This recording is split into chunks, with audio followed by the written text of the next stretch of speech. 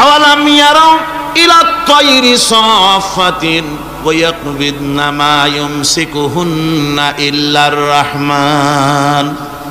দেখে নাকি তারা পাখিটি কেমন, মেলি দুটি লঘু ডানা, উড়িয়া বেড়ায় শূন্যের পরে নাহি তার কোনো মানা। আবার সে ডানা গুটাইয়া চলে কিন্তু পড়ে না তবু, বলকে বা তারে শূন্যে রাখিছে ভিন্ন সে এক প্রভু। প্লেনের মতো, এরোপ্লেনের মতো দেখছেন না পাখিগুলি এরকম এরকম করে ওড়ে।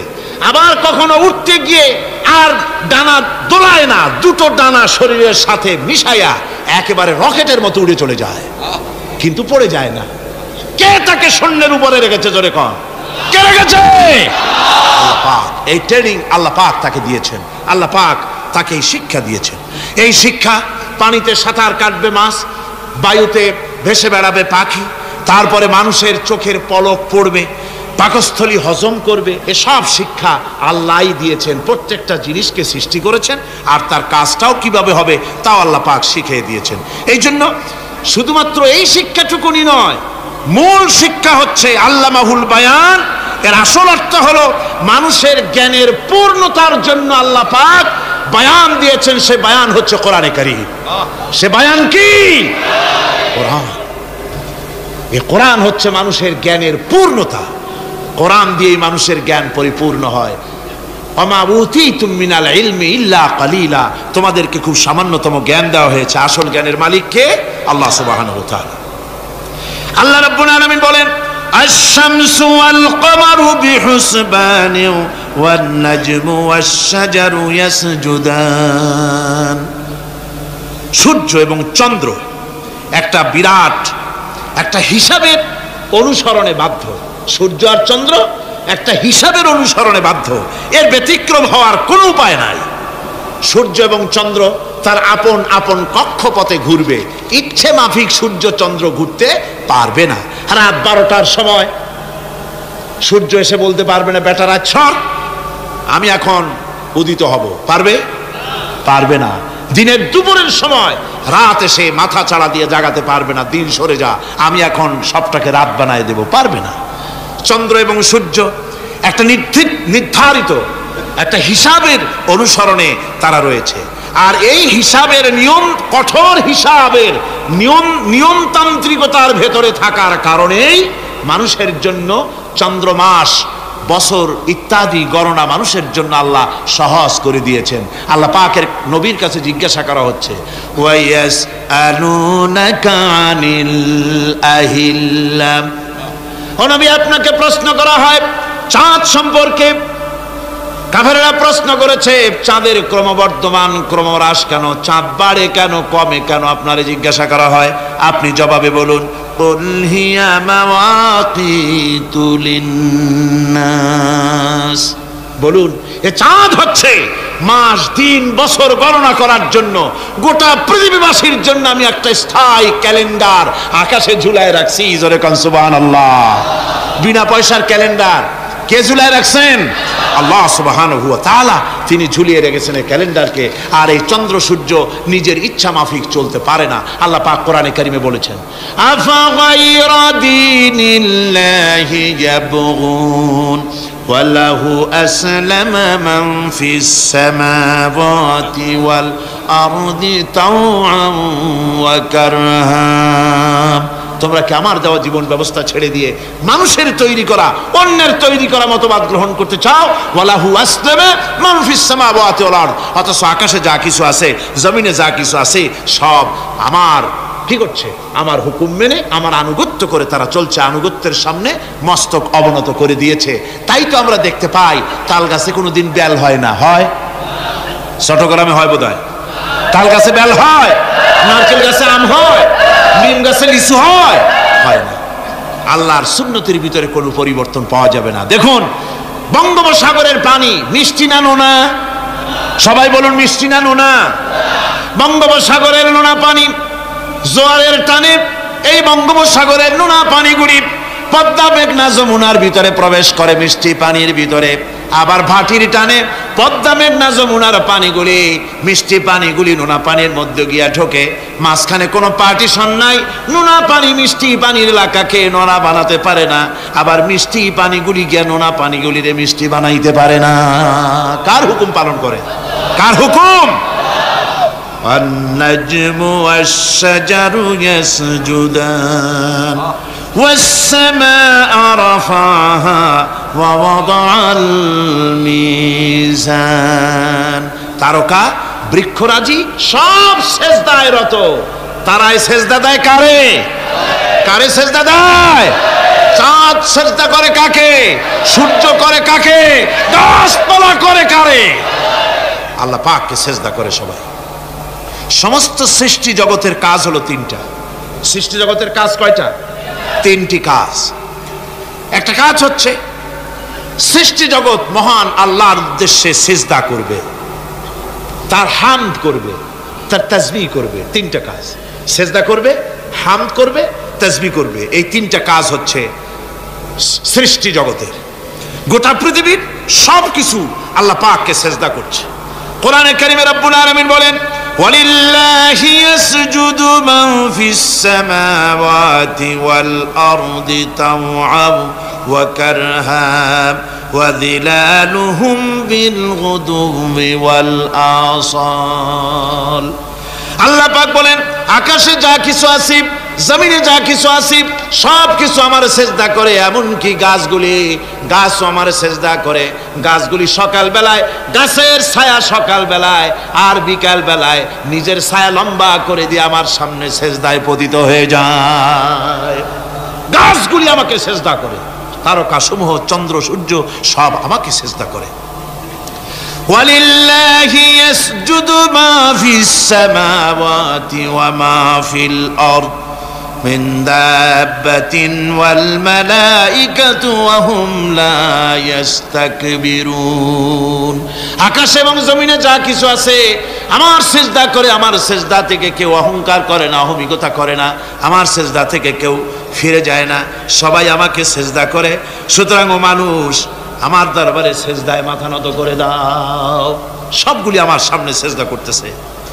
আলাম তারা আন্নাল্লাহা ইয়াসজুদু লাহু মান ফিস সামাওয়াতি ওয়া মান ফিল আরদ ওয়াশ-শামসু ওয়াল কামারু ওয়ান নুজুমু ওয়াল জিবালু ওয়াশ-শাজারু ওয়াদ-দাওয়াবু ওয়া কাসীরুম মিনান নাস।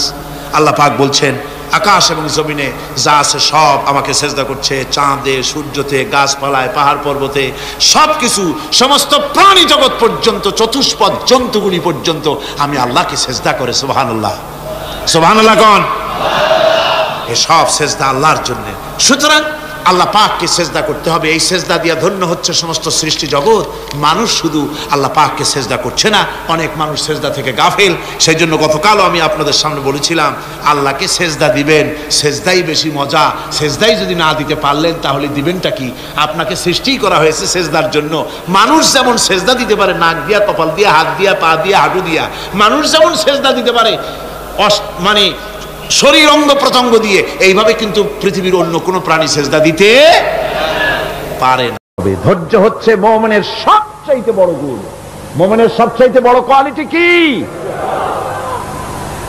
আমার বন্ধুগণ, কোরআনে কারিমে আল্লাহ রাব্বুল আলামিন গোটা বিশ্বের সমস্ত মুসলমানদের জন্য কোরআনে কারিমে আম্বিয়া আলাইহিস সালাম তাদের সবরের দৃষ্টান্তগুলি আল্লাহ নিজে তুলে ধরেছেন আমাদের ইবরতের জন্য, আমাদের শিখাবার জন্য, আমাদের সবক দেওয়ার জন্য। কোরআনে কারীম হযরত আইয়ুব আলাইহিস সালামের সবরের ঘটনা কোরআনে কারীম তুলে ধরেছে। হযরত আইয়ুব 18টি বছর পর্যন্ত রোগের মধ্যে পড়ে আছেন। এত অসুখ করেছে, এত রোগ, শরীর পচে গিয়েছে, গায়ে পোকা ধরেছে, দুর্গন্ধ হয়ে গিয়েছে, বিবিরা চলে গিয়েছে, ছেলে মেয়ে পাড়ার লোকেরা দূর দূর করে তাড়িয়ে দিয়েছে। এবার জঙ্গলের ভিতরে গিয়ে আশ্রয় নিয়েছেন। এমন অবস্থা হয়েছে, শরীর পচে পচে জিহ্বায় যখন পোকা ধরা শুরু করে দিল, হযরত আইয়ুব আলাইহিস সালাম তখন আল্লাহ রাব্বুল আলামিনের দরবারে এই প্রথমবারের মতো তিনি বললেন, রব্বুল আলামিন, হায় আল্লাহ তাআলা, সমস্ত শরীর জরা জরা হয়ে গিয়েছে, গায়ে পোকা ধরেছি, আমি কোনো কথা বলি নাই, আমি খামোশ থেকে জিকির আজগার করতেছিলাম। আয় আল্লাহ, এখন দেখি আমার জিহ্বায় পোকা ধরেছে, পোকা ধরা শুরু হয়েছে। আমার জিহ্বাটায় পোকা তুমি দয়া করে দিও না, কারণ আমার জিহ্বায় যদি পোকা হয়ে যায় তাহলে তোমার মতো আল্লাহর জিকির আমি কি দিয়া করব। আমার জিহ্বাটা তুমি দয়া করে ভালো রাখো। কোরআনে কারীম বলছি, ওয়া আইয়ুবা ইয নাদা রাব্বাহু আন্নী মাসানিয়াদ-দুররু ওয়া আনতা আরহামুর রাহিমিন। স্মরণ করো সেই সময়ের কথা যখন আইয়ুব তার রবকে ডেকে বলেছিল, আমি অসুস্থ আর তুমি তো রহমান রহিম, দয়াময়। ভাষাটা দেখেন কি সুন্দর, এর থেকে কি আল্লাহর আর কিছু বলা লাগে? আল্লাহ পাকের কাছে তিনি বলতেছেন, আল্লাহ আমি তো অসুস্থ, আমি তো অসুখ করেছে আমার, আর তুমি তো দয়াময় রহমান রহিম।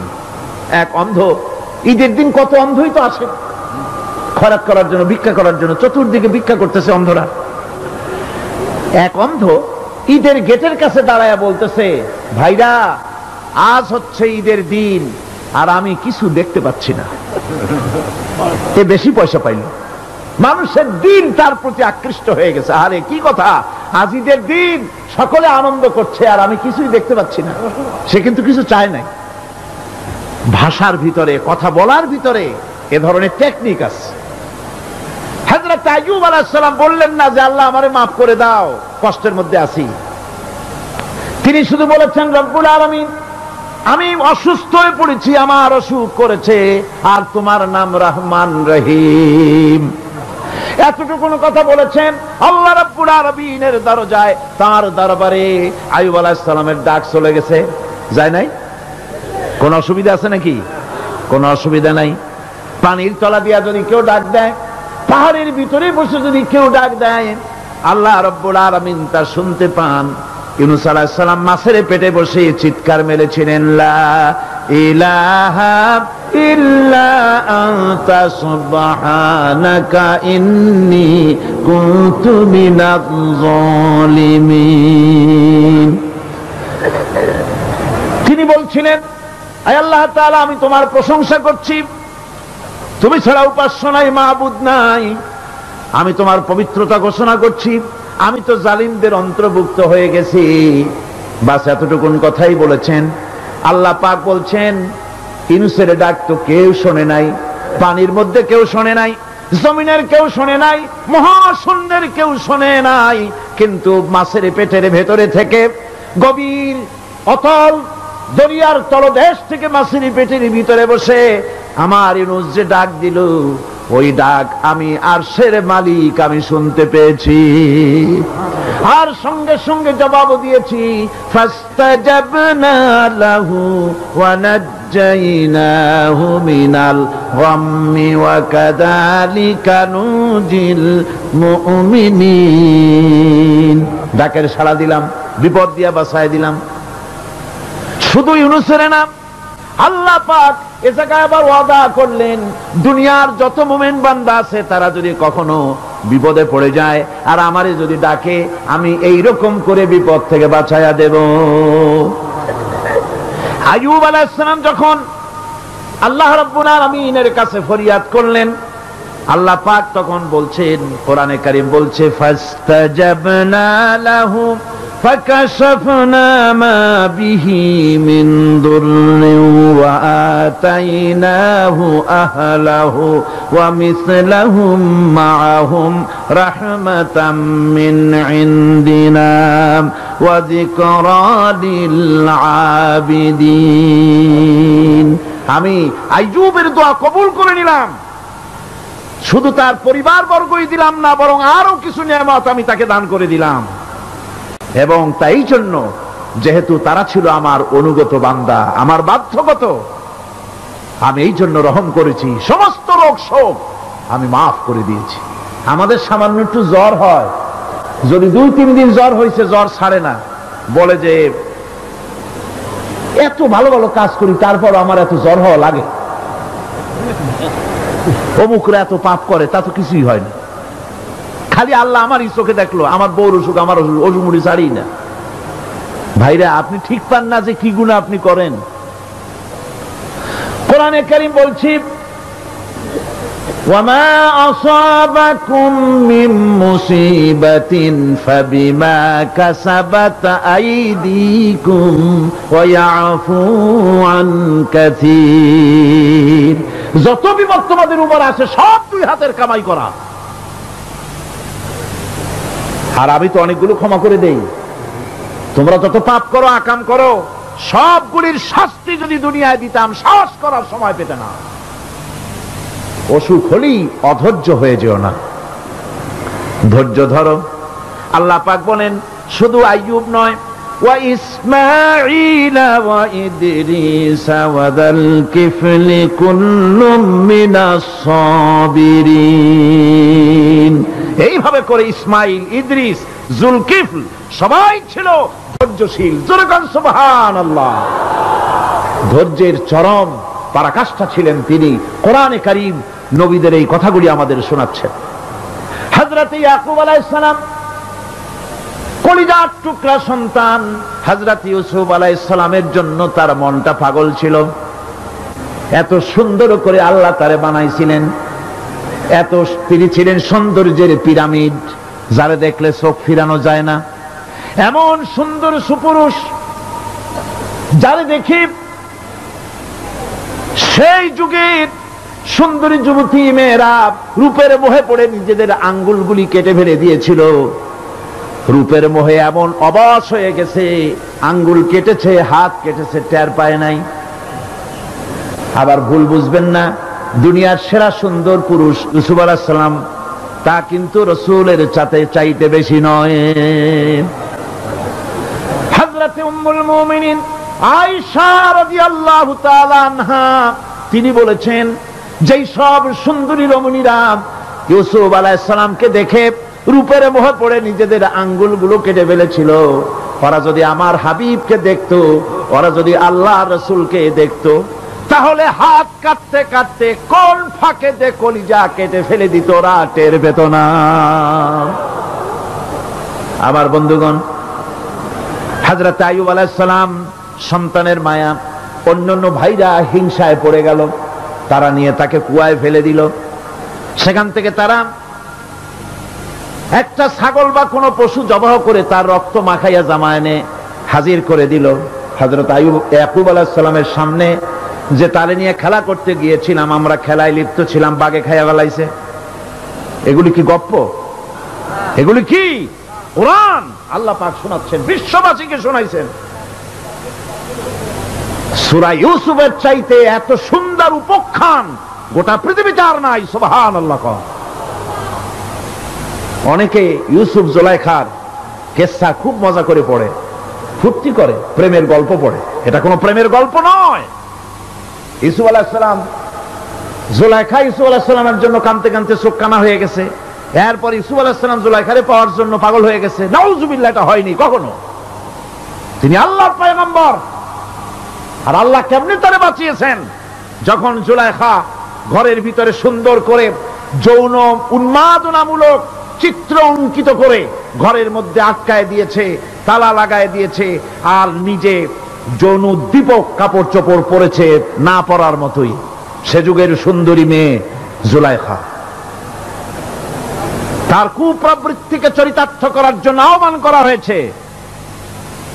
হযরত ইউসুফ আলাইহিস সালাম লক্ষ্য করে দেখলেন এমন জায়গা, এখান থেকে পালাবার তো পথ নাই, দরজা বন্ধ করে দিয়েছে। তিনি শুধু তখন কেবলমাত্র আল্লাহ রব্বুল আলামিনকে ভয় করলেন।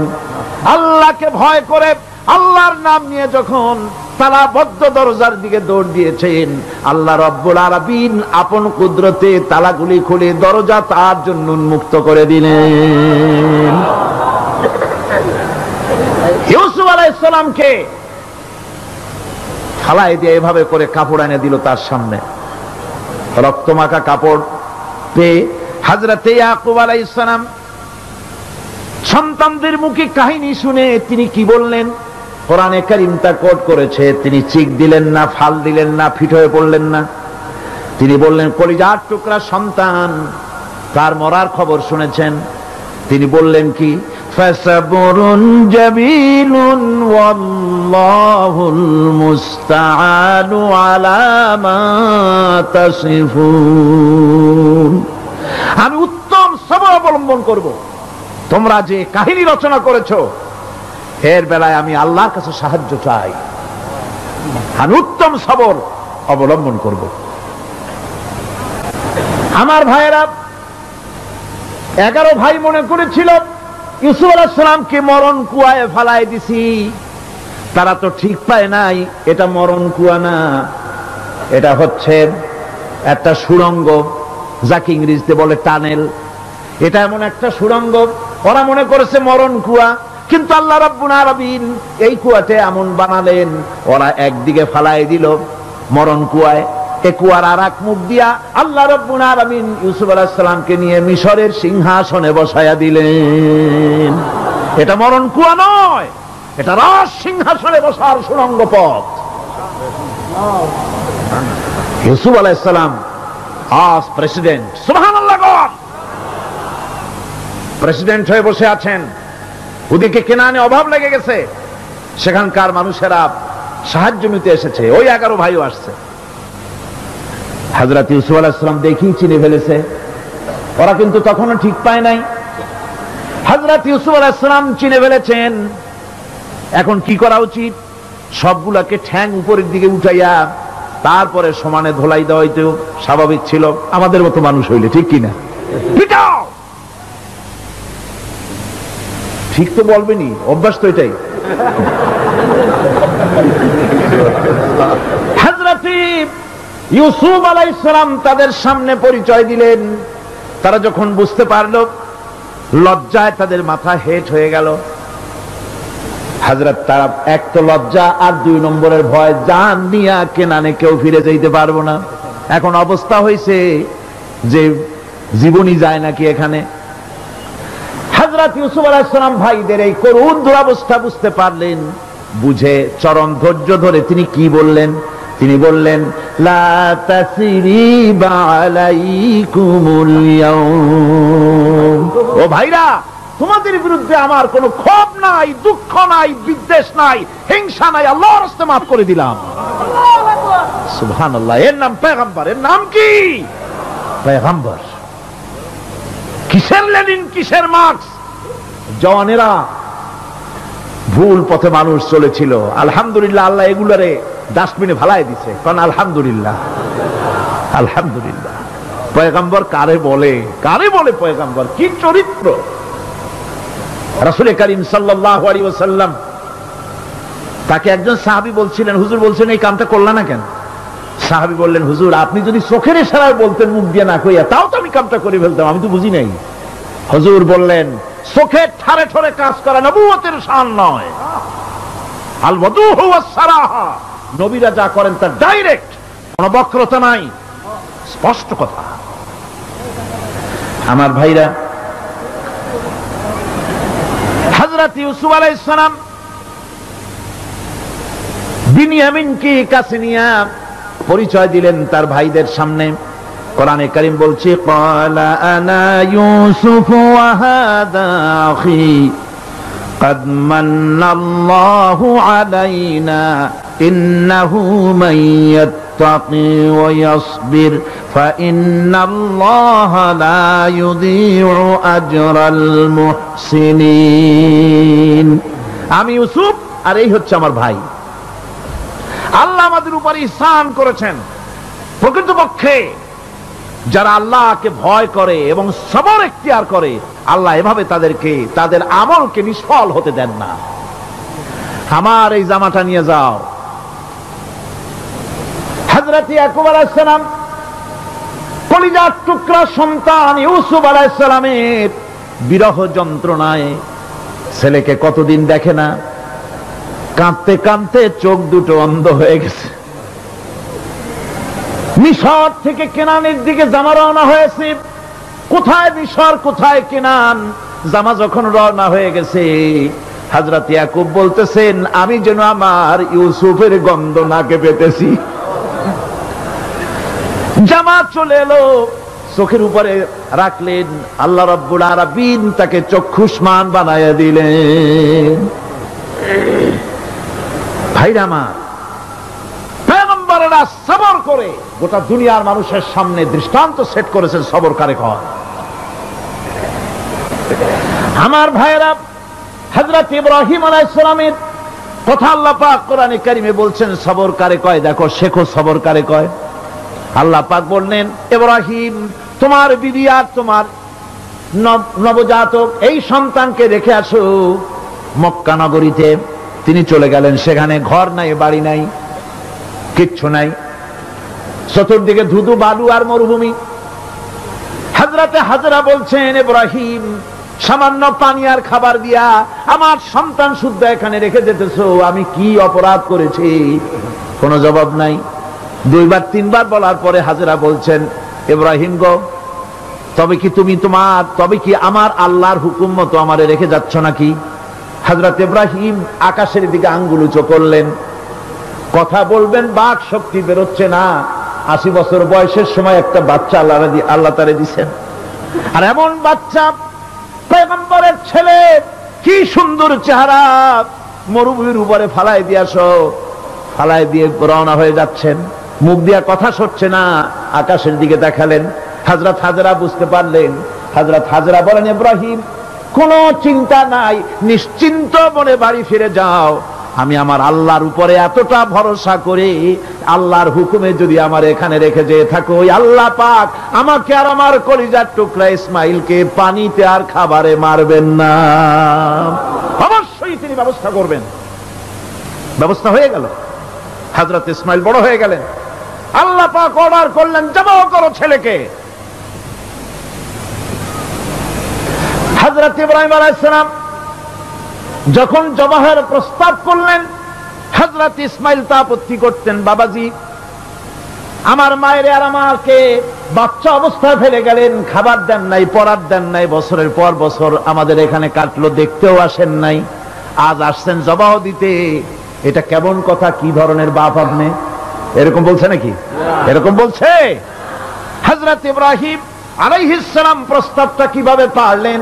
আল্লাহ পাক কোরআনে কারিমে দৃষ্টান্ত রেখে দিয়েছেন।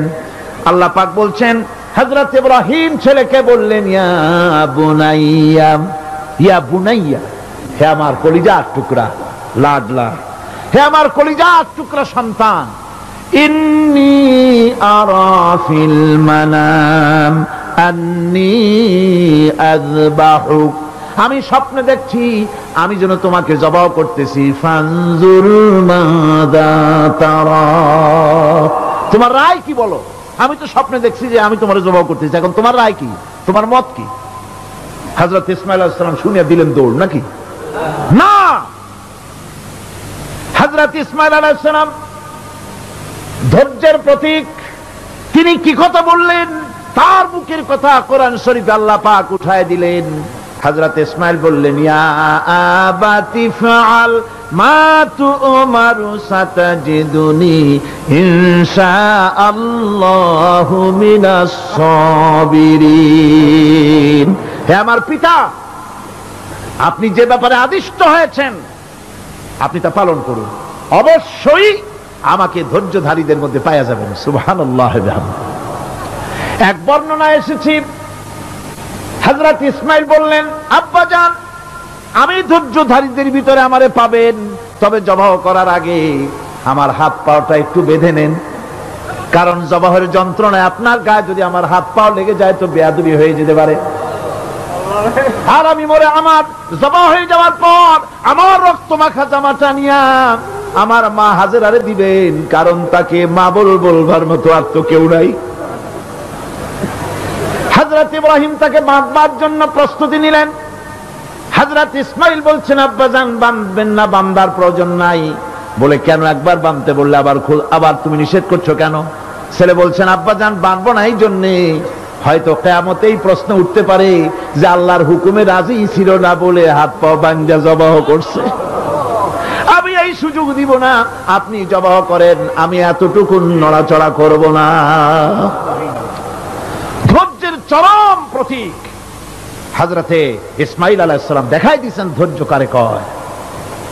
আমার বন্ধুগণ, এই পৃথিবীর সবচাইতে ধৈর্যের বড় প্রতীক হতেছেন ইমামুল মুরসালিন, আশরাফুল আম্বিয়া, সাইয়্যিদুল মুরসালিন জনাবে মুহাম্মাদুর রাসূলুল্লাহ সাল্লাল্লাহু আলাইহি ওয়াসাল্লাম। আমার বন্ধুগণ, সবচাইতে বড় ধৈর্যের প্রতীক তিনি। কাউকে একটা গালি দেন নাই জীবনে, কাউকে ঠাট্টা করেন নাই, কাউকে মারেন নাই, কারো মনে দুঃখ দেন নাই। তিনি দুঃখ পেয়েছেন, তিনি কাউকে দুঃখ দেন নাই। তিনি কষ্ট পেয়েছেন, কাউকে কষ্ট দেন নাই। আমার ভাইয়েরা, তায়েফের ময়দান, আমার নিজের চোখে তায়েফে যেদিন আমি তায়েফ দেখলাম, আমি তায়েফে ঢুকেছি, জীবনে কোনোদিন যাই নাই। রমজান মোবারকে আমি সেখানে গেলাম, আমাকে বসার জন্য তারা নিয়ে যাবে। আমি বললাম আগে বসবো না, আমারে আগে নিয়ে যাও, আমার নবীকে কোন জায়গায় ওরা মেরেছিল সে জায়গাটা দেখাও। তাইফের সেই গলিতে যখন আমি গিয়েছি, দুই দিকে পাহাড় দাঁড়ানো, তাইফের লোক আমার সাথে ছিল, তারা বলল এই জায়গাটা প্রথম যেখানে চতুর্দিক থেকে নবীজিকে পাথর মারছিল আর আল্লাহর নবী বেহুশ হয়ে পড়ে গিয়েছিলেন। 3টা দিন না খাওয়া, হযরতে খাদিজা নাই, আবু তালিব নাই, মক্কায় জায়গা নাই পা রাখার। নবীজি 3টা দিন ঘুরলেন। নেতারা বলল তুমি যদি নবী হবে তো এতিম হলে কেন? আল্লাহ নবী বানাবার জন্য কি একটা ধনী মানুষ পায় নাই? তোমার মতো এতিম আর গরিবের নবী বানাইলো কেন? আল্লাহ নবী 3 দিন পর যখন দেখলেন কেউ দাওয়াত শোনে না, কেউ মানে না, কেউ গ্রহণ করে না, তখন তিনি নেতাদের অনুরোধ করলেন, ঠিক আছে দাওয়াত তো কবুল করলা না, তবে একটা কাজ করো, অন্তত আমি যে তায়েফে আসছিলাম এই খবরটা মক্কায় দিও না, ওরা আরো অত্যাচার বাড়ায় দেবে। এই কাফিরগুলি খবর তো মক্কায় পাঠালো আর সমস্ত যুবকদেরকে লেলিয়ে দিল। যুবকেরা চতুর্দিকে দাঁড়াইছে, রাসূলকে পাথর মারা শুরু করে দিল।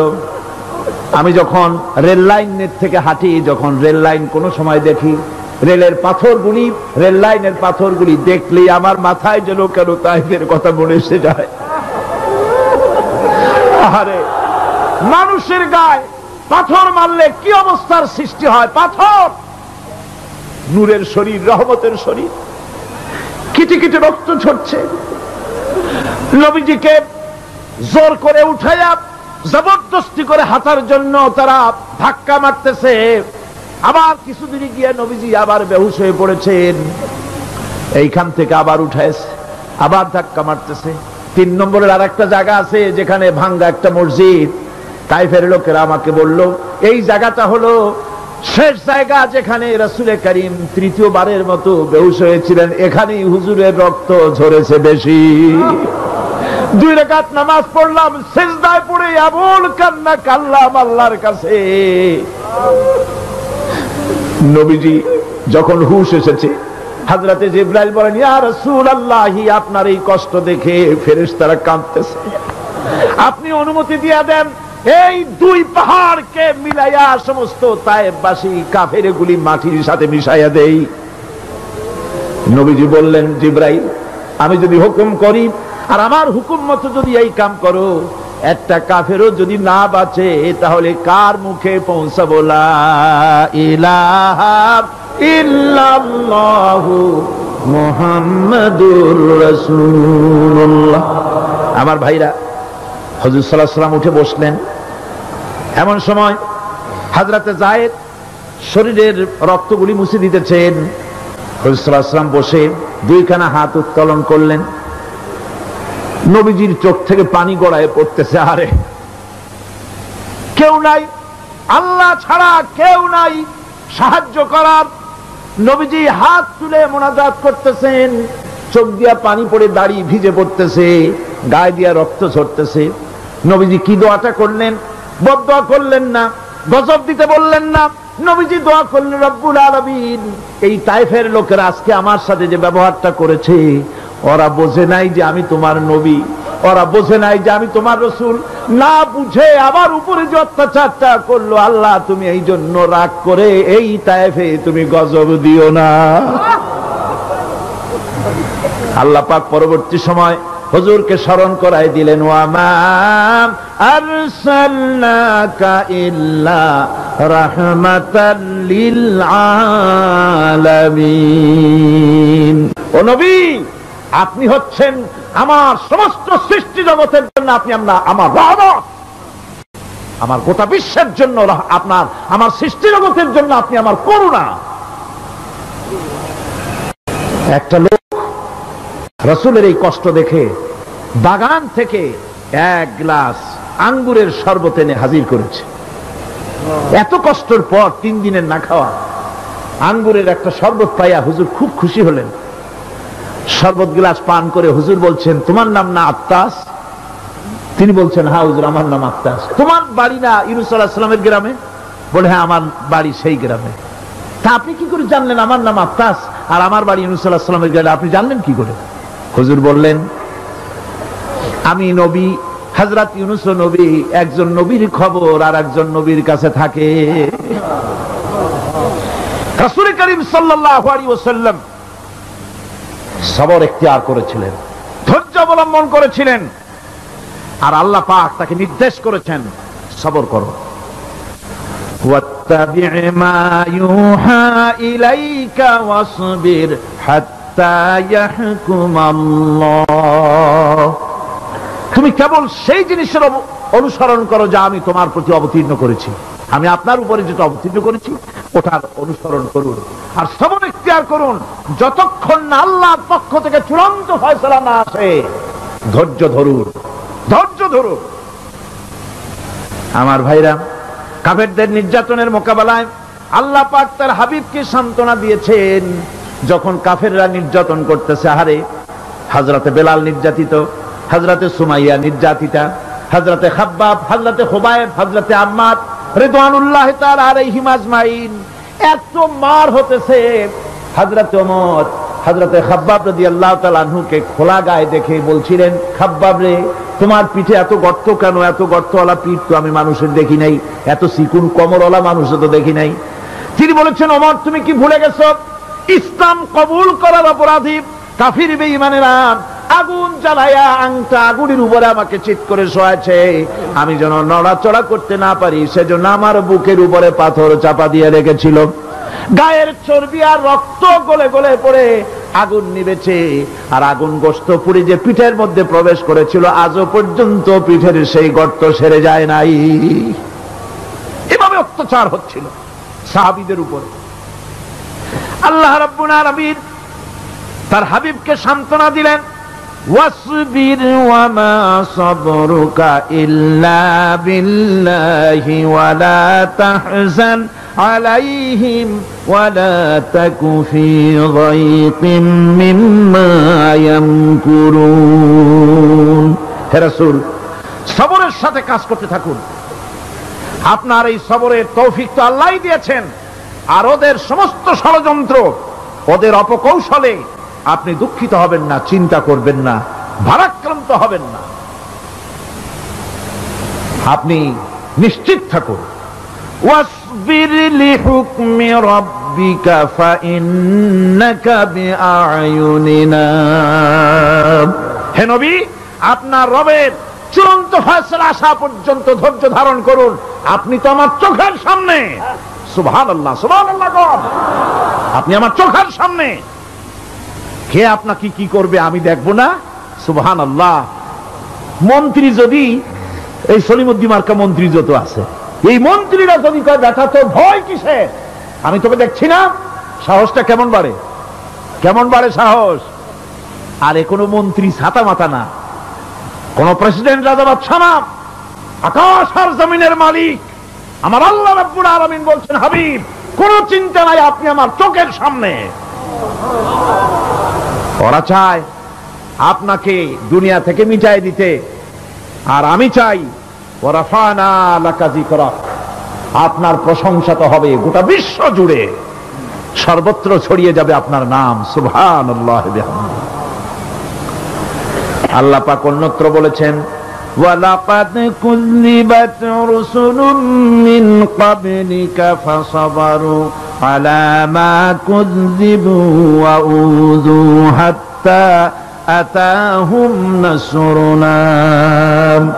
হে মুহাম্মদ সাল্লাল্লাহু আলাইহি ওয়াসাল্লাম, আপনার পূর্বে অসংখ্য নবী রাসূল এই পৃথিবীতে আসছে এবং জুলুম আর নির্যাতনের শিকার তারা হয়েছেন। অবশেষে তাদের প্রতি আল্লাহর সাহায্য এসেছে। সুতরাং আপনাকেও ধৈর্য ধারণ করতে হবে।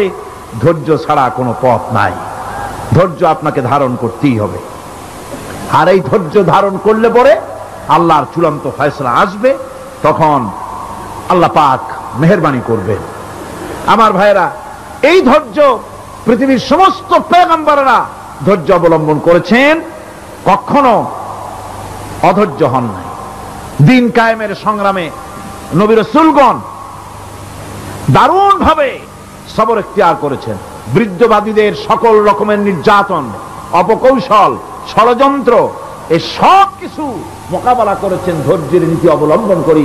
কখনো ধৈর্যচ্যুতি তাদের মধ্যে ঘটেনি, বরং আল্লাহ রাব্বুল আলামিন তাদের প্রতি সন্তুষ্ট হয়েছেন। যারা এই ধৈর্য ধরেছে তাদের উপরে সন্তুষ্ট হয়ে আল্লাহ রাব্বুল আলামিন বলেছেন, ওয়া কাআইয়্যিম মিন নাবিয়্যিন কাতালা মাআহু রিব্বিয়ুনা কাসীর। এর আগে অনেক নবী এসেছিলেন যাদের সাথে বহু আল্লাহওয়ালা লোক লড়াই করেছেন। ফামা ওয়াহানু লিমা আসাবাহুম ফি সাবিলিল্লাহি ওয়ামা যাফু ওয়ামা ইসতাকানু। আল্লাহর পথে তাদের উপর যত বিপদ এসেছিল তারা হতাশ হয়ে পড়েন নাই, দুর্বলতা দেখাননি, বাতিলের সামনে মাথাও নত করেন। ওয়াল্লাহু ইউহিব্বুস সাবিরিন। আর আল্লাহ পাক ধৈর্যশীল যারা, তাদেরকে আল্লাহ পাক ভালোবাসেন। আমার ভাইরা, ধৈর্যের পরিচয় রাসূল করিম সাল্লাল্লাহু আলাইহি ওয়াসাল্লাম ওহদের ময়দানে যখন আক্রান্ত হয়ে গেলেন, চতুর্দিকে কাফেররা ঘিরে ধরেছে, বাঁচার কোনো পথ নাই। সাহাবায়ে কেরাম রাসূলকে পাহারা দিলেন। যারা রাসূলকে পাহারা দিতে দাঁড়ায়ছেন, জীবন দিয়া পাহারা দিতে দাঁড়ায় গেছে, রাসূলের দিকে মুখ দিয়া, পিঠটা বাইরের দিকে দিয়ে রাসূলকে পাহারা দেওয়া শুরু করেছেন। হুজুরকে পাহারা দিতে যারা দাঁড়িয়েছিলেন, কাফের কর্তৃক নিক্ষিপ্ত কি তীরগুলি এসে যখন বিঁধতেছিল, শুধু একজন সাহাবী হযরত তালহার পিঠের ভিতরে রাসূলকে হেফাজতের জন্য 80টা তীর একজনের পিঠের মধ্যে গিয়ে ঢুকেছে। এক অসতর্ক মুহূর্তে নবীজির ডান্ডা মোবারক শহীদ হয়ে গেল, শিরস্ত্রাণ ভেঙে গেল, লোহার কড়া প্রবিষ্ট হয়ে গেল কপালের ভিতরে। হুজুর মাথা ঘুরে পড়ে গেলেন। হযরত আবু উবাইদা রাদিয়াল্লাহু তাআলা আনহু হুজুরের মস্তক মোবারককে কোলে করে নিয়ে তারপরে বহু কষ্ট করে মাথা থেকে লোহার কড়া বের করলেন। এবার ওই কড়ার ছিদ্র দিয়ে রক্ত আসতেছে, মুখ দিয়ে রক্ত পড়তেছে, দাড়ি ভিজে যাচ্ছে। বুখারী শরীফে এসেছে, আল্লাহর নবী দুইখানা হাত নিজের চেহারার উপরে মলে আনে টাটকা রক্ত চোখের সামনে দেখে বলছেন, আহারে, এই কওমের ফালা কি করে হবে, এই কওমের মুক্তি কি করে হবে, এই কওমের নাজাত কি করে হবে, যে কওম তার নবীর চেহারা রক্ত দিয়ে লাল বানাইয়া দিল। নবীজি বললেন, আল্লাহুম্মা গফির লি কওমি ফাইন্নাহুম লা ইয়ালামুন। আয় আল্লাহ পাক, আমার এই কওম বুঝতে পারে না, ওদেরকে মাফ করে দাও। খবর ছড়িয়ে গেল নবীজি শহীদ হয়ে গিয়েছেন। খবর ছড়িয়ে গেল চতুর্দিকে, মদিনায় খবর ছড়িয়ে গেল। মানুষ পাগলের মতো দৌড়ানো শুরু করে দিল। এক মেয়ে লোক দৌড়াচ্ছে ওহদের দিকে। কয়েকজন সাহাবীর সঙ্গে দেখা, তারা জিজ্ঞেস করলেন, দৌড়াও কেন মহিলা, যাও কই? কয় ওহদের দিকে যেতেছি। কয় যায় তো কোনো লাভ নাই, যেহেতু তোমার যে স্বামী এসেছিলেন জিহাদের ময়দানে তিনি তো শহীদ হয়ে গেছেন। মহিলা বলতেছে, কে শহীদ হয়েছে শুনতে চাই না, আগে বলো নবীজি কেমন আছে। আবার কিছুক্ষণ পর আর কয়েকজনের সঙ্গে দেখা, তারা বলছে, মেয়ে লোক দৌড়াও কই? যাচ্ছি ওহদের দিকে। তারা বলছেন যে কোনো লাভ নাই, তোমার যে দুইটা কলিজার টুকরা সন্তান ওহদে এসেছিল, দুটোই শহীদ হয়ে গেছে। মা বলতেছে, ও সাহাবী, কে শহীদ হয়েছে শুনতে চাই না, তাড়াতাড়ি করে বলো আল্লাহর নবী মুহাম্মদ রাসূলুল্লাহ সাল্লাল্লাহু আলাইহি ওয়াসাল্লাম কেমন আছেন। দৌড়াতে দৌড়াতে উহুদের মাঠে সাহাবায়ে কেরাম পরিবেষ্টিত, আল্লাহর নবীর কাছে গিয়ে হুজুরের জীবিত চেহারা মুবারকের দিকে তাকায়া মেয়ে লোকটি কাঁদতেছে আর বলতেছে, ইয়া রাসূলুল্লাহ, আমার স্বামী মরা শোক, আমার কলিজার টুকরা দুইটা সন্তান মরা শোক আমার কলিজা থেকে মুছে গেছে, আপনি বেঁচে আছেন, তামাম মুসলমানদের এর চাইতে বড় সান্ত্বনা আর নাই। ভাইরা আমার, রাসূল করিম সাল্লাল্লাহু আলাইহি ওয়াসাল্লাম এভাবে করে ধৈর্যের পরিচয় দিয়েছেন। গালাগালি দেন নাই, রাগ করেন নাই, বদদোয়া করেন নাই। সুবহানাল্লাহ কোন, সুবহানাল্লাহ। ভাইরা আমার, এই সবর এমন মহান বৈশিষ্ট্য, এর মধ্যে রয়েছে জিহাদের ময়দানে যদি লোক কম হয় আর যদি তাদের মধ্যে সবর থাকে, বেশি সংখ্যক লোকের উপরে আল্লাহ পাক সবরকারীদেরকে বিজয়ী করে দিবেন। কোরআনে কারীমে রব্বুল আলামিন বলেন, কাম মিন ফিয়াতিন কালিলাতিন গালাবাত ফিআতান কাসীরাতাম বিইذনিল্লাহ ওয়াল্লাহু মা'আস সাবিরিন। এমন ঘটনার বহু নজির আছে যে কম সংখ্যক লোকেদের উপরে আল্লাহ পাক, বেশি সংখ্যক লোকেদের উপর আল্লাহ পাক কম সংখ্যক লোকদেরকে জয়ী করে দিয়েছেন। ওয়াল্লাহু মা'আস সাবিরিন, আর আল্লাহ আছে ধৈর্যশালীদের সাথে। আল্লাহ আছে কাদের সাথে? দেখেন না বদরের কামটা, বদরের ময়দান, 313 জন মুসলমান, অস্ত্রপাতি নাই, সামান্য সামান্য অস্ত্র, আর কাফেরেরা এসছে হাজারেরও বেশি। আমার বন্ধুগণ, ধৈর্য কত বড় কাম দিল, ধৈর্য ধারণ করেছেন তারা, আল্লাহর উপরে ভরসা করেছেন। আল্লাহ রাব্বুল আলামিন অস্ত্রের কাজ কি দিয়া করায় দিলেন। একজন সাহাবী এসে বলছেন, হুজুর, জিহাদের ময়দান, ইসলামের প্রথম জিহাদ, আমার কাছে তো অস্ত্র নাই, মেহেরবানি করে একটা অস্ত্র আমারে দেন, আমি লাফায় পড়ি জিহাদের মধ্যে। হুজুর বলেন, অস্ত্র তো আমার কাছে নাই, দিবটা কি? সাহাবী বলছেন, হুজুর, অস্ত্র না থাকে যা পারেন তাই দেন, আপনার হাত দিয়ে যা দিবেন আমি দাঁড়ায় থাকতে পারবো না, জিহাদে আমাকে শরীক হতেই হবে। নবীজি কাছে পেলেন একখানা শুকনা খেজুরের ডালখানা তুলে সাহাবীর হাতে তুলে দিলেন। সাহাবী বলেন, রাসূলের হাতের দেওয়া শুকনা খেজুরের ডালটা নিয়ে আমি যখন কাফেরদের ভিড়ের মধ্যে ঝাঁপায় পড়ে যখন শুকনা খেজুরের ডাল দিয়ে আঘাত দিলাম, তখন ধারালো তরবারে দিয়ে আঘাত করলে যে কাম হয়, শুকনা খেজুরের ডালের আঘাতে কাফের দ্বিখণ্ডিত হয়ে জমিনে পড়ে গেল।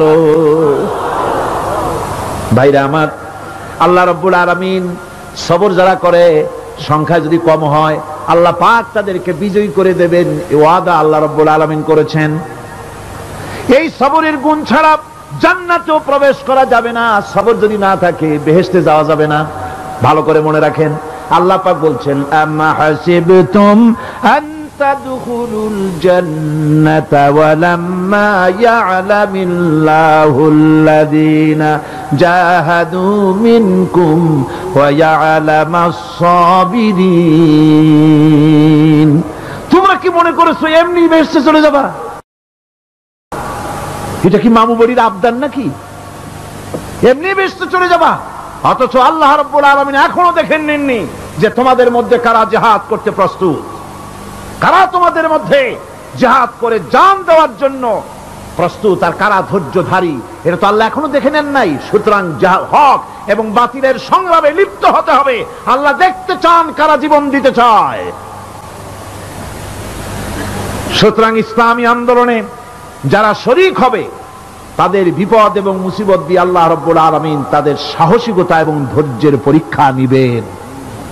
কোরআনে কারীম বলছে, ওয়ালানাবলুয়ান্নাকুম হাত্তা না'লামাল মুজাহিদিনা মিনকুম ওয়াস-সাবিরিনা ওয়া নাবলুয়া আখবারাকুম।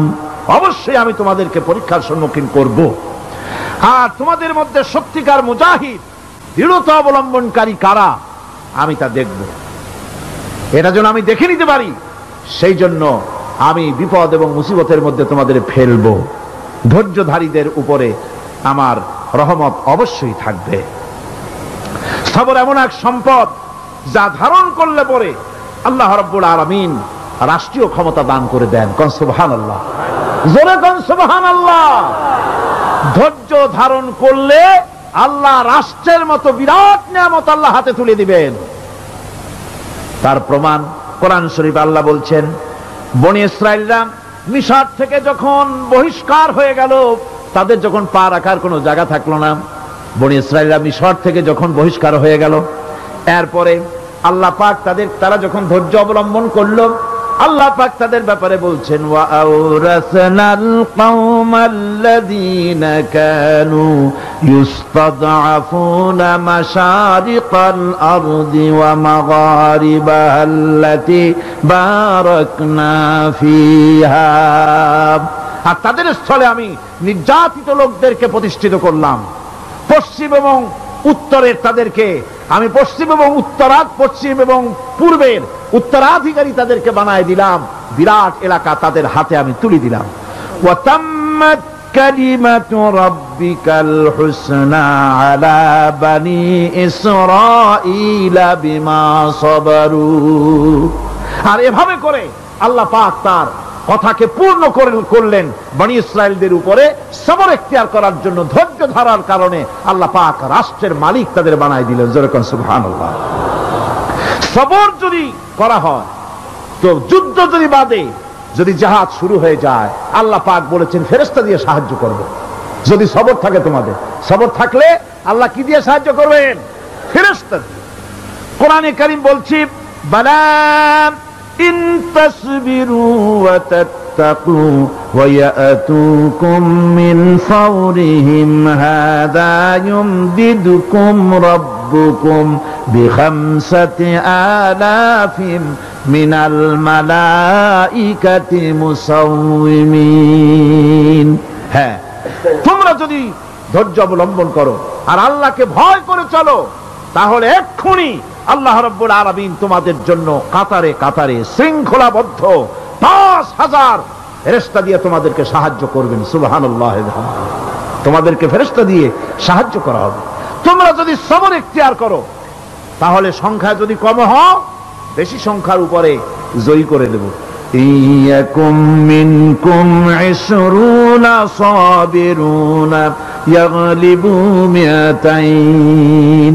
যদি তোমাদের ভিতরে ধৈর্যশীল ২০ জন হয়, আমি ২০০ কাফেরের বিরুদ্ধে তোমাদেরকে জয়ী করে দেব। সুবহানাল্লাহ। তোমরা যদি হও ধৈর্যশীল ২০ জন, ২০০ কাফেরের উপরে তোমরা জয়যুক্ত হয়ে যাবে। আর বিপদ আর মুসিবতে যারা ধৈর্য ধরে, তাদের জন্য আল্লাহর পক্ষ থেকে সুসংবাদ। সুসংবাদ কাদের জন্য? ধৈর্যধারীদের জন্য। কোরআনে কারীম বলছে, ওয়াবাশশিরিস সাবিরিনাল্লাযীনা ইযা আসাবাতহুম মুসিবাতুন ক্বালু ইন্না লিল্লাহি ওয়া ইন্না ইলাইহি রাজিউন। সুসংবাদ সেই সব ধৈর্যশালীদের জন্য যারা নাকি বিপদ এবং মুসিবতে আসলে যারা বলে, কি বলে? পড়েন আমার সাথে, ইন্না লিল্লাহি ওয়া ইন্না ইলাইহি রাজিউন। এটা শুধু আমাদের লোকেরা কেউ মরলে পড়ে, এটা শুধু মরার সময় নয়, বরং যে কোনো বিপদ আর মুসিবত এলে মোমেন বান্দা যারা, তারা কি পড়বে? ইন্না লিল্লাহি ওয়া ইন্না ইলাইহি রাজিউন। নিশ্চয়ই আমরা আল্লাহর জন্য এবং আমাদের সকলকেই আল্লাহর কাছে ফিরে যেতে হবে, প্রত্যাবর্তিত হতে হবে। সবরকারীদের জন্য রয়েছে জান্নাতের সুউচ্চ সম্মানের জায়গা। জান্নাতে সবচেয়ে সম্মানজনক জায়গা আল্লাহ রাব্বুল আলামিন ধৈর্যশালীদেরকে দান করবেন। কোরআনে কারীম বলছে, উলাইকা ইউজজাউনাল গুরফাতা বিমা সাবারু ওয়া ইউলাক্কাউনা ফিহা তাহিয়াতাও ওয়া সালামা। এরা হলো সেই সব লোক যাদেরকে প্রদান করা হবে বেহেশতের সুউচ্চ মঞ্জিল, কারণ তারা সবর ইখতিয়ার করেছিল, তারা সবর করছিল, এই জন্য বেহেশতের সবচাইতে ভালো জায়গা তাদের দেওয়া হবে। কোন আলহামদুলিল্লাহ, জোরে কোন আলহামদুলিল্লাহ। এবং জান্নাতে সবরকারীদেরকে সম্বর্ধনা দেওয়া হবে, সম্বর্ধনা দেওয়া হবে। খালিদিনা ফিহা হাসুনাত মুস্তাকাররান ওয়া মুকামা, চিরদিন তারা জান্নাতের ভেতরে বসবাস করবে এবং কতই না সুন্দর, কতই না উত্তম জায়গা সবরকারীদের জন্য আল্লাহ বেহেশতের মধ্যে রেখে যাবেন। জান্নাতে প্রবেশ করার সাথে সাথে চতুর্দিক থেকে ফেরেশতারা ছুটে আসবে সবরকারীদের জন্য। ওয়াল মালাইকাতু ইয়াদখুলুনা আলাইহিম মিন কুল্লি বাব, চতুর্দিক থেকে ফেরেশতারা তাদেরকে ইস্তেকবাল করবে। কি বলবে? সালামুন আলাইকুম বিমা সাবারতুম ফানি'মা উকবাদ-দার, তোমাদের প্রতি শান্তি বর্ষিত হোক, কারণ তোমরা পৃথিবীতে সবর অবলম্বন করেছিল। কতই না উত্তম জায়গা, কতই না সুন্দর জায়গা আল্লাহ রাব্বুল আলামিন সবরের বিনিময় তোমাদেরকে দান করেছেন। সুতরাং এই সবর হচ্ছে মুসলমানদের জন্য সবচেয়ে বড় নিয়ামত। আজ আমার তো মনে হয় পৃথিবীতে মুসলমানরাই সবচেয়ে বেসবর। ট্রেনে যাবে, বসা নিয়ে বেসবর, টিকিট নিয়ে বেসবর, বাসের মধ্যে বেসবর, বাজারে যাবে বেসবর, স্কুলে যাবে বেসবর, যেখানে যান সব জায়গায় আমরা বেশি অধৈর্য, ঠিক কিনা কর? সামান্য সামান্য জিনিস নিয়ে ঝগড়া করা, মারামারি করা, এই হচ্ছে আমাদের ট্র্যাডিশন। ধৈর্য অবলম্বন করতে হবে জীবনের সকল ক্ষেত্রে, এই ধৈর্য আমাদেরকে রক্ষা করতে হবে। এই ধরনের ধৈর্য যদি আমরা অবলম্বন করতে পারি তাহলে আল্লাহ পাক বলছেন উলাইকাল্লাযীনা সাদাকু ওয়া উলাইকা হুমুল মুত্তাকুন, এরাই হলো ঈমানের দাবিতে সত্যবাদী। কোন আলহামদুলিল্লাহ। কারা কারা? না না, শুধু সবরকারী না, এই যে 10টা পয়েন্ট বলা হলো, কয়টা পয়েন্ট বলা হয়েছে? 10টি পয়েন্ট। সেই 10টি পয়েন্ট যারা পালন করবে এরা হলো ঈমানের দাবিতে সত্যবাদী, আর এরাই হচ্ছে প্রকৃতপক্ষের মুত্তাকি। আমরা মুত্তাকি বুঝি দাঁতে ছাতা, দাড়ি টাড়ি আশ্রয় না, জাব্বা জুব্বা গায়ে দিয়ে কোনো জায়গায় পড়ে থাকে, এটা বড় মুত্তাকি, খুব পরহেজগার। সালার শর্টটার যদি পড়ে তাহলে তো আরো বড় পরহেজগার। জি, আর যদি কাপড় চোপড় মোটেও না থাকে তাহলে তো খাজা বাবা হয়ে গেল।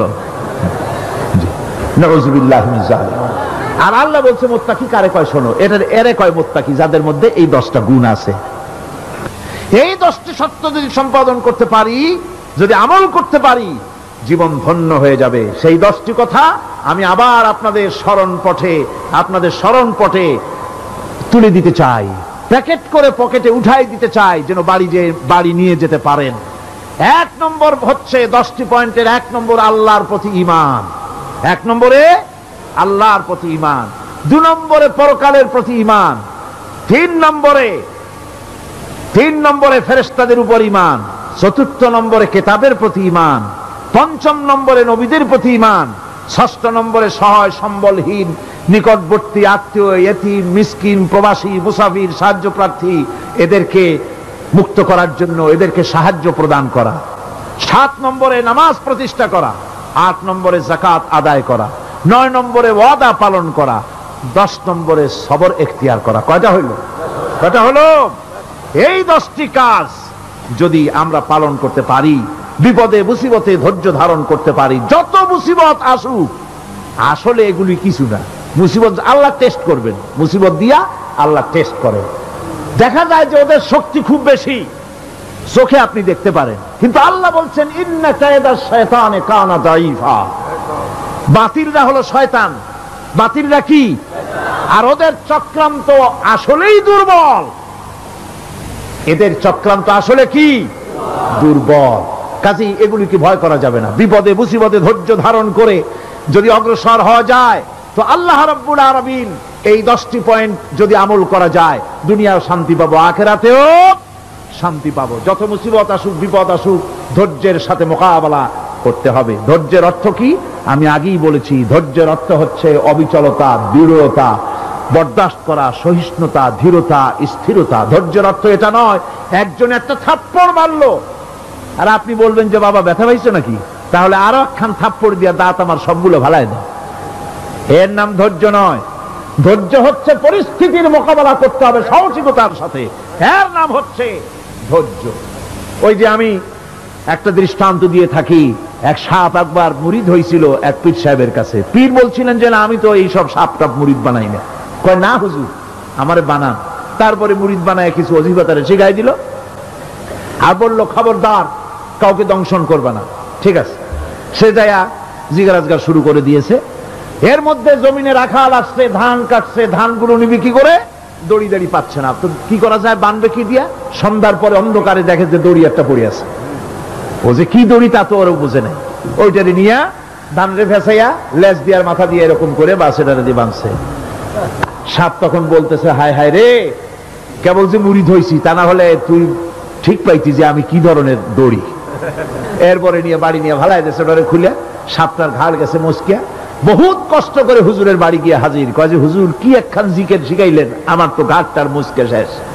আশ্চর্য কথা, কত মানুষ মুরিদ হইলো, কত কিছু মুরিদ হইলো, কারো তো জিকের করলে ঘাড় মস্কে যাবে কেন, এটা কেমন কথা? কয় হুজুর ঘটনাই। আরে বেটা ঘটনা এইটা, তুই কি করছিলি? কয় যে আপনি যে নিষেধ করছেন দংশন করতে, আমি তো দংশন করতে পারিনি। আরে বেটা, দংশন করতে নিষেধ করছিলাম, ফোস করতে তো নিষেধ করি নাই। পরে যখন দড়ি মনে করে হাত দিছিল, ফোস করে উঠতি, ওই রাখা লাভ দিয়া বন আর পার হইয়া দিল্লি চলে যেত। কাজী ধৈর্যের মানে শীত হয়ে পড়া না। ধৈর্য মানে অবিচলতা, দৃঢ়তা নিয়ে শক্তি সঞ্চয় করে আল্লাহর উপরে ভরসা করে বাতিলের বিরুদ্ধে ঝাঁপায় পড়তে হবে, বাতিল উৎখাত হতে বাধ্য হবে।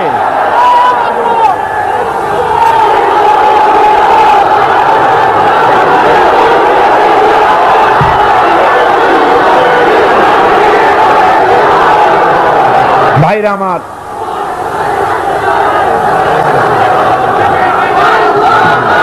সুতরাং আলহামদুলিল্লাহ আমরা কোরআনে কারিমের এই আয়াতে কারিমার আমরা যদ্দূর পারলাম আলোচনা করেছি। আল্লাহ পাক যেন এতে বরকত দেন। জোরে কোন আমিন, আর জোরে কোন আমিন। মোনাজাতের জন্য বসেন, এক্ষুনি মোনাজাতের জন্য দাঁড়ানো ভাইরা সব বসে পড়েন। আল্লাহুম্মা আমিন। রব্বানা যালামনা أنفسنا وإن لم تغفر لنا وترحمنا لنكونن من الخاسرين ربنا لا تزغ قلوبنا بعد إذ هديتنا وهب لنا من لدنك رحمة إنك أنت الوهاب আয় আল্লাহ তাআলা, এই বিশাল জনসমুদ্র নিয়ে তোমার দরবারে হাত তুলেছি পবিত্র মেরাজের রজনীতে। আয় আল্লাহ, তুমি দয়া করে মেহেরবানি করে আমাদের আলোচনা, দুরুদ সালামের সওয়াব আমাদের বিশ্ব নবী তোমার প্রিয় হাবিব জনাবি মুহাম্মদ রাসূলুল্লাহ সাল্লাল্লাহু আলাইহি ওয়াসাল্লামের রূহ মুবারকে পৌঁছায়া দাও। সমগ্র বিশ্বের মাটির নিচে যত মুমিন মুমিনাত শুয়ে আছেন তাদের আরো আর পরে সওয়াব পৌঁছায়া দাও। আমাদের মা বাপ যাদের দুনিয়া থেকে বিদায় হয়ে গেল, আল্লাহ কবরগুলিকে জান্নাতের টুকরায় পরিণত করে দাও। রব্বির হামহুমা কামা রব্বায়ানি সগীরা। পড়েন সবাই, রব্বির হামহুমা কামা রব্বায়ানি সগীরা। আয় আল্লাহ তাআলা, বহু মানুষ দোয়া চেয়েছি, কতজনের কত কষ্ট। কেউ হসপিটালে আছে, কারো অপারেশন হবে, কেউ বা মরে গেছে, কেউ বা মামলায় মোকদ্দমায় আছে, কেউ বা পারিবারিক অশান্তিতে আছে। আল্লাহ যিনি যেই নিয়তে দোয়া চেয়েছে মেহেরবানি করে সেই নেক নিয়ত তোমার দরবারে কবুল করে নাও। বিপদগ্রস্ত লোকগুলিরে বিপদ থেকে বাঁচাইয়া দাও। আয় আল্লাহ রাব্বুল আলামিন, এই মাহফিলে লক্ষ লক্ষ জনতা সমুদ্রের ঢেউর মতো চতুর্দিক থেকে আসতে থাকে। তুমি আর তোমার কোরআন আর তোমার রাসূল ছাড়া কোনো স্বার্থ কারো মনে নাই। কাউরে রিক্সা ভাড়া দেওয়া হয় না, ট্রাক ভাড়া, বাস ভাড়া কাউকে দেওয়া হয় না, এক লোকমা খানাও এখানে পায় না, তাবাররুক বা সিন্নি বিতরণও হয় না। আয় আল্লাহ, নিঃস্বার্থ ভাবে এই লোকগুলি যাতায়াত করে। আল্লাহ তোমার কোরআনের বরকতে সকলকে তুমি গুনাহ মুক্ত করে দাও। আয় আল্লাহ তাআলা, যাতায়াত আসান করে দিও, যাতায়াতের পথে কারো যেন কোনো বিপদ না হয়ে যায়। আয় আল্লাহ তাআলা, বাড়ি ঘর ফালায় আসে, বাড়ি ঘর তোমার ফেরেশতা দিয়ে তুমি হেফাজত করো। রব্বুল আলামিন মা বোনেরাও কষ্ট করে আসে, আল্লাহ তুমি দয়া করে এ মাহফিলে যারা শরীক হয়, এ মাহফিলে কোরআনের মাহফিলে শরীক হওয়ার কারণে তোমার কাছে একটা দাবি করি, দাবিটা হলো মেহেরবানি করে সব মানুষকে তোমার কাবা ঘর দেখাও। যারা উপস্থিত হয়েছে সকলকে তোমার হাবিবের রওজায় গিয়া সালাম দেওয়ার তৌফিক দাও।